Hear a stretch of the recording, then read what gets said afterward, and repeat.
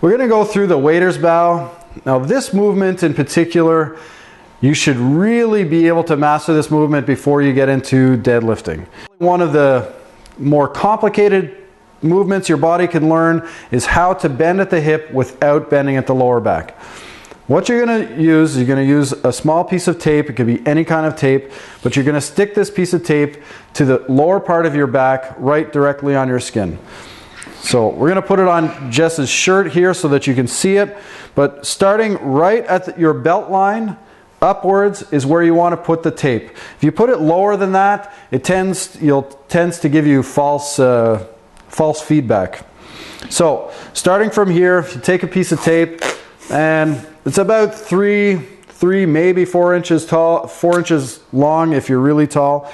What you're going to do is you're going to arch your back as much as you can, and then you're going to take this piece of tape, like I said, from the belt line and upwards. Okay, so now that's stuck to your skin, it's directly on your skin, and if you round your back even a little bit, you'll feel the tape pull. Okay, so try not to round your back and while you have the tape on there and throughout this drill.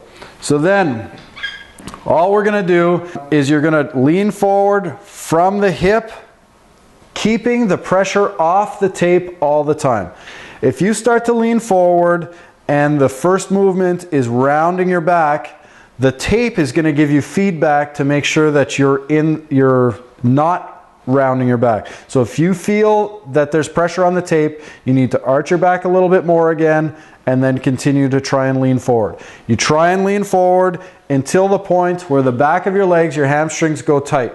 Okay, so you're keeping your knees relatively stiff, not completely straight, but relatively stiff. So come all the way back up, and you need to stand completely, and then all the way back down again.